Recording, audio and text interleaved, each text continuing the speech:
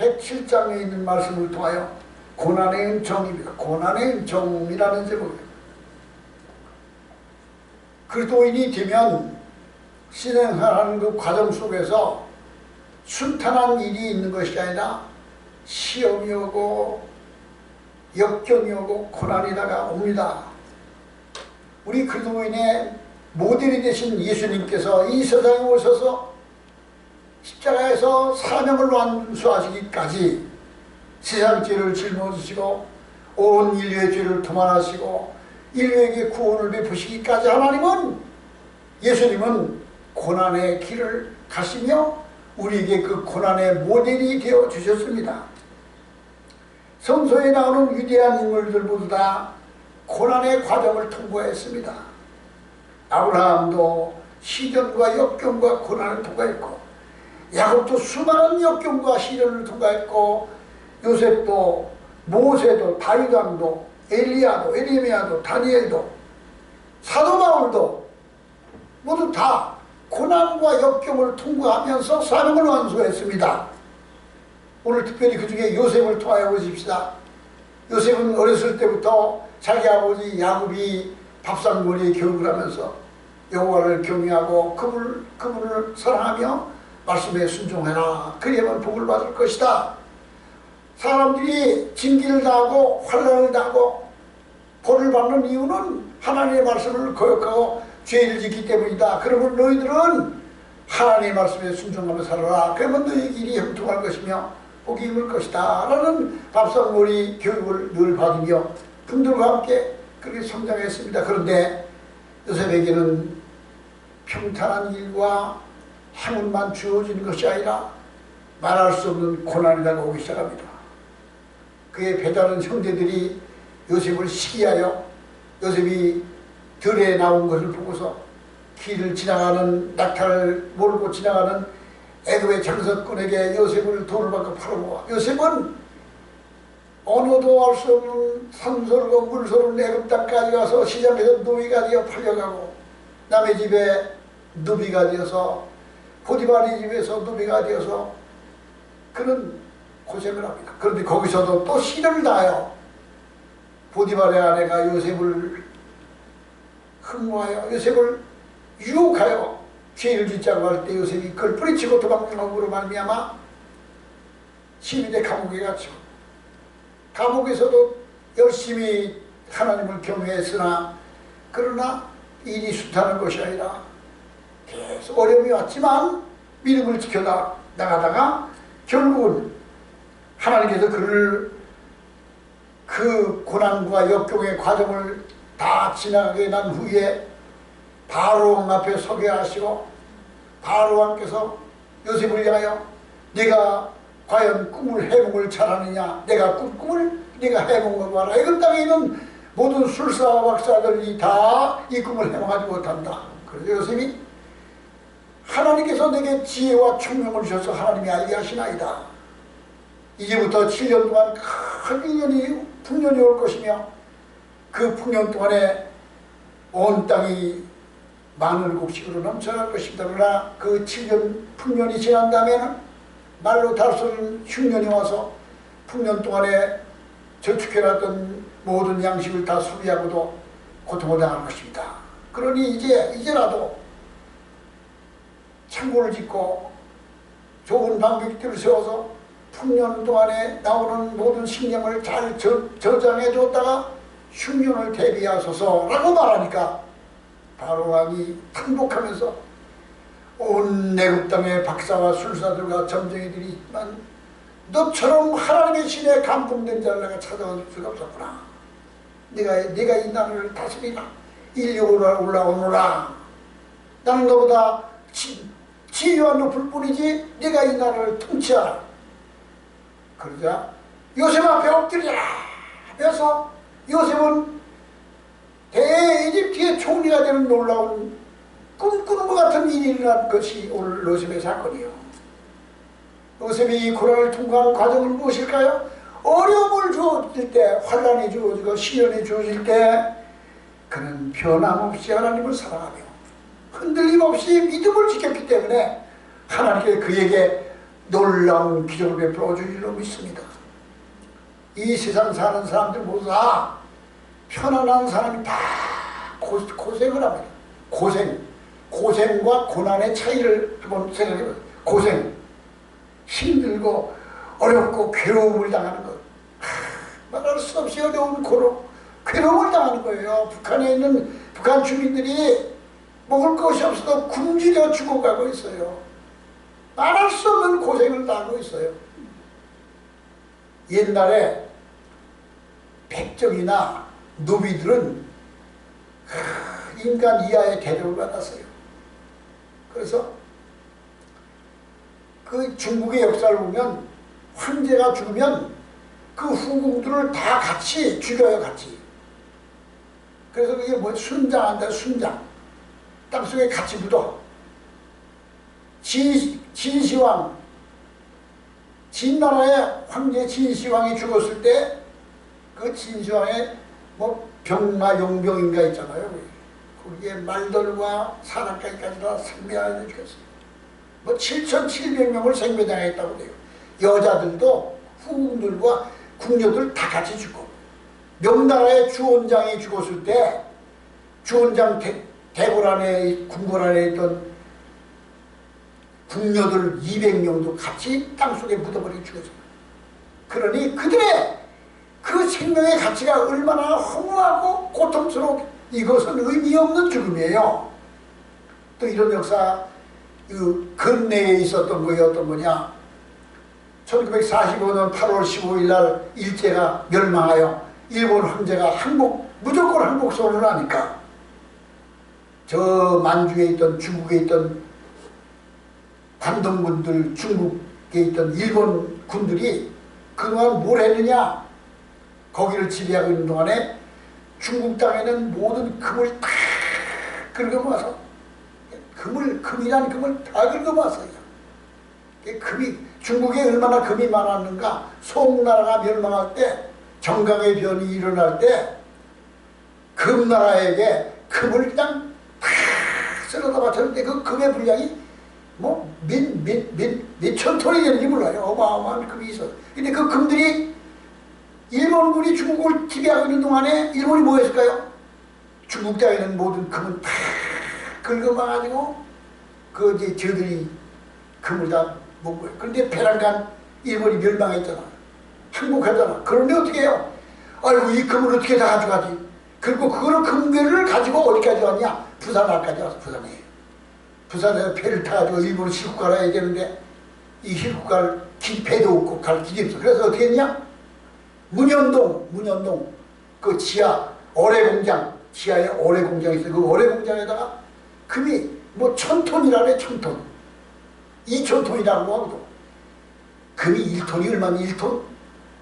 봉고차 하나에 실린 게 1톤이야. 근데 1000톤, 2000톤이나 되는 금괴를 어뢰공장에 다 집어넣고, 그 금괴를 거기다 집어넣었던 인부들, 누가 그걸 갖다 넣겠어요? 사람이, 조선인들, 이 징용했던 이 조선인들 갖다 다 금괴 넣게 하고 그 조선인들 1000명을 한 명도 살리지 않고 다 죽여버렸어요.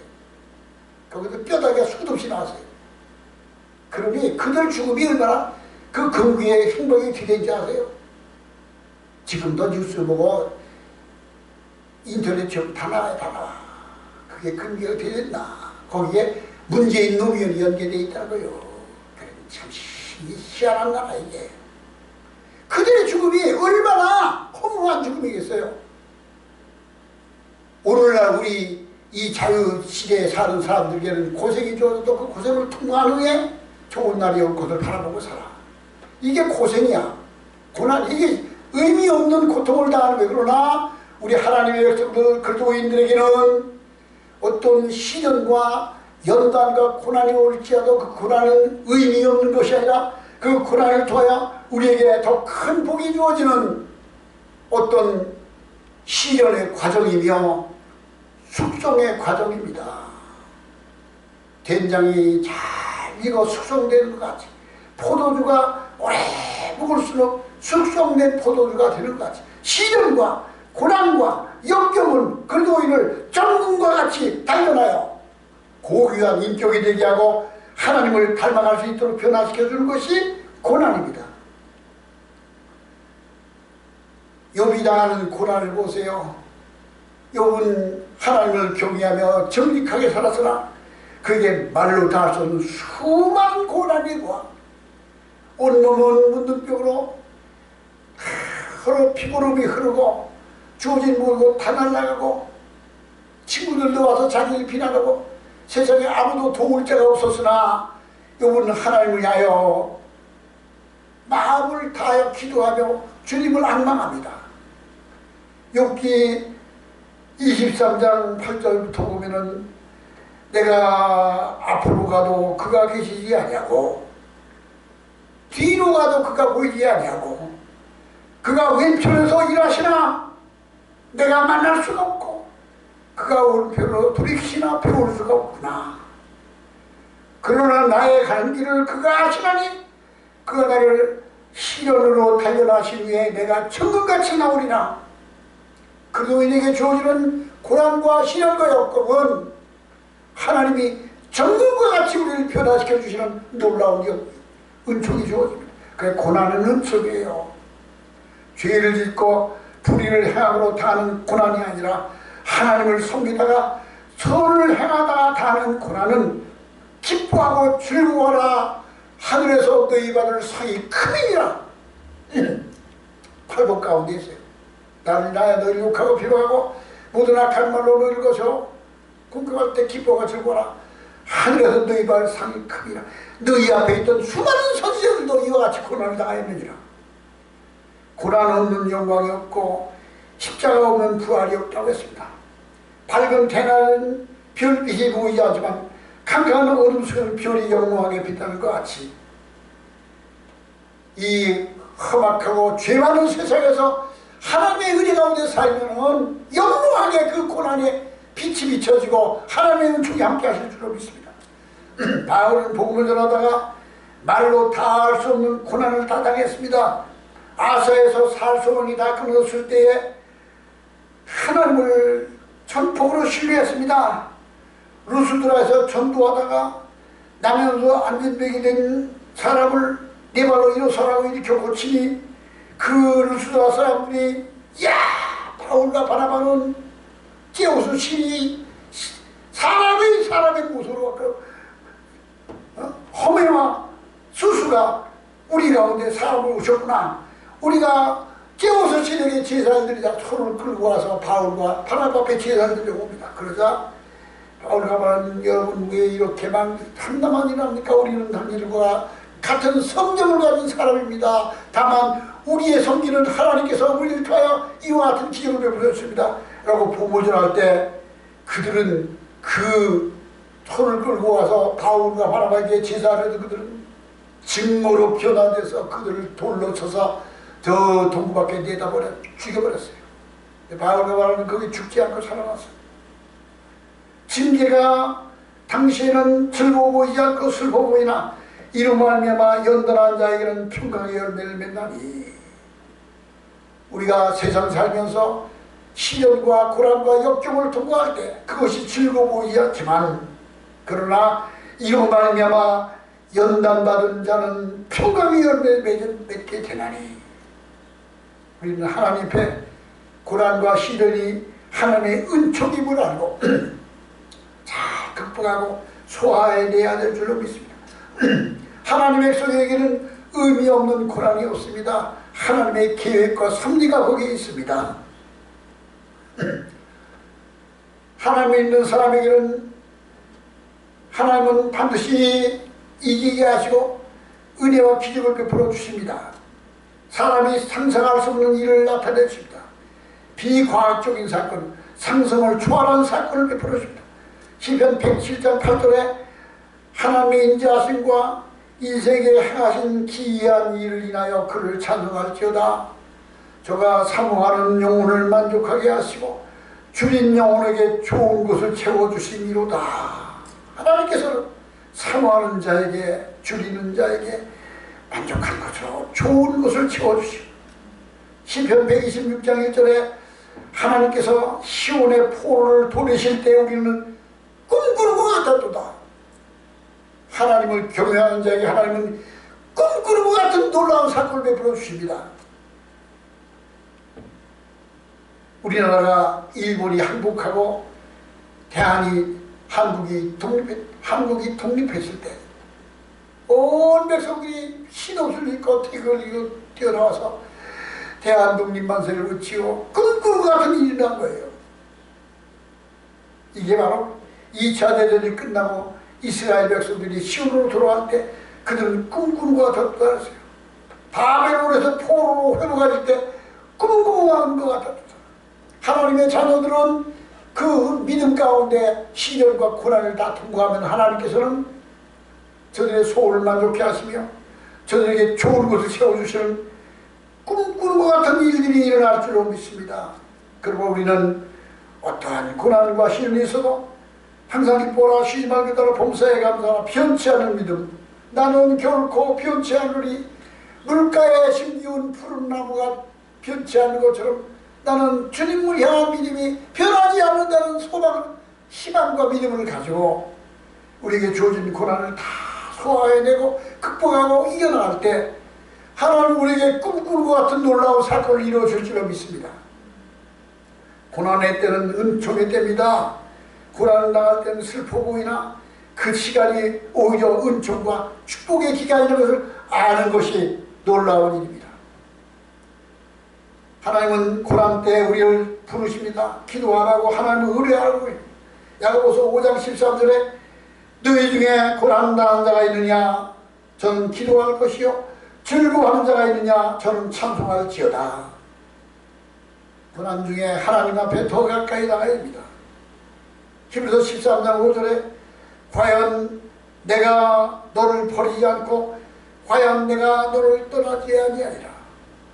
하나님은 고난당하는 자, 의를 위하여 피병을 받으며 고난당하는 자에게 떠나지 아니하시고 버리지 아니하시고 내 편이 되셔서 나를 꿈꾸는 것 같은 놀라운 일이 일어나게 하십니다. 네가 물 가운데로 지날 때 내가 너와 함께 할 것이요 네가 강을 건널 때 물이 너를 침몰치 못할 것이며 네가 불꽃 가운데 지날 때 타지 아니로다.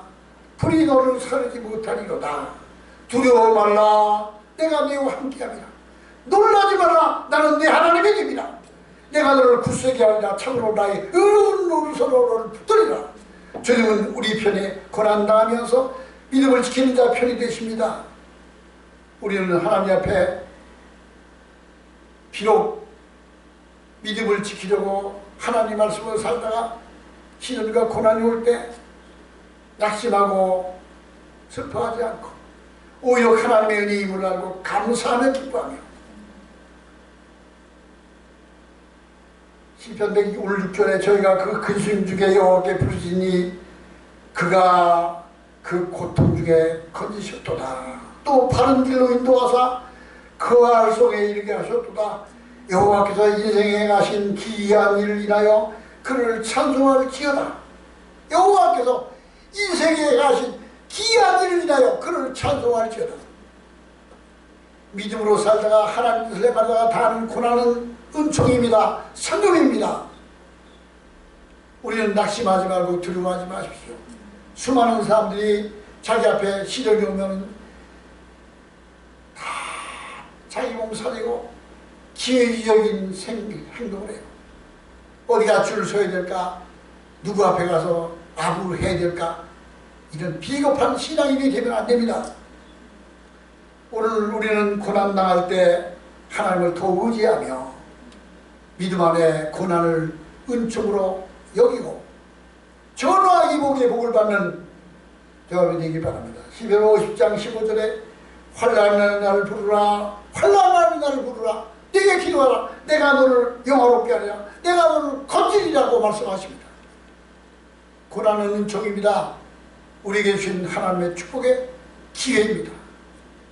우리는 시련과 고난과 연단이 올 때 감사함으로 이겨나가고 꿈꾸는 것 같은 놀라운 하나님의 기적이 일어날 것을 바라보며 승리하는 믿음이 되기를 주의 이름으로 축원합니다. 다 같이 기도하시겠습니다.